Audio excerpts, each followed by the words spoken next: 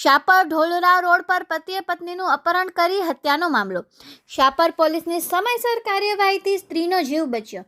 શાપર નજીક ઢોલરા રોડ ઉપર દાંપત્ય વિવાદે ભયાનક સ્વરૂપ ધારણ કર્યું હોવાનું ચોંકાવનારી ઘટના સામે આવી છે. પતિ યશ પોતાની પત્નીનું અપહરણ કરી કારમાં બેસાડી જાનથી મારી નાખવાનો પ્રયાસ કરતા સમગ્ર વિસ્તારમાં ભારે સનસનાટી મચી ગઈ હતી.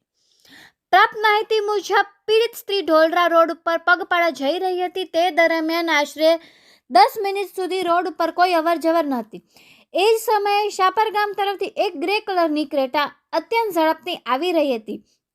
સ્ત્રીને ગાડી નીચે ચડાવવાનો પ્રયાસ કરવામાં આવ્યો હતો. અચાનક ઝડપથી આવેલી કારને જોઈને ગભરાયેલી સ્ત્રી ભાગવા જતા રોડ ઉપર જ પડી ગઈ. ત્યારબાદ કારમાંથી પીડિતાના પતિ માવજીભાઈ વેલાભાઈ રોશિયા ઉર્ફે મહેશપુરી વેલપુરી ગોસ્વામી તથા એક અજાણ્યો પુરુષ નીચે ઉતર્યા હતા. પતિએ પત્નીને ધમકી આપતા કહ્યું હતું, આજે તો તને પતાવી જ દેવી છે, અને બાદમાં બંને મળીને સ્ત્રીને બળજબરીથી કારમાં બેસાડી દીધી હતી. ત્યારબાદ કાર અંદરથી લોક કરી પતિ પોતે કાર ચલાવવા માંડ્યો હતો. કારમાં બેઠા બાદ પતિએ પત્ની સાથે અભદ્ર વર્તન કરી અશ્લીલ અને અપમાનજનક ગાળો આપી હતી તથા વારંવાર જાનથી મારી નાખવાની ધમકી પણ આપી હતી.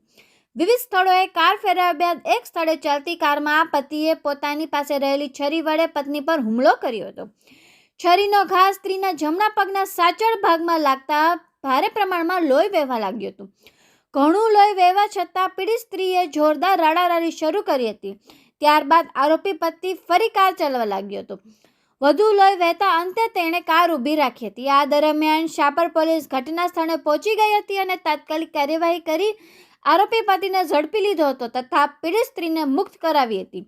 બાદમાં ઘાયલ સ્ત્રીને સારવાર માટે હોસ્પિટલ ખસેડવામાં આવી હતી.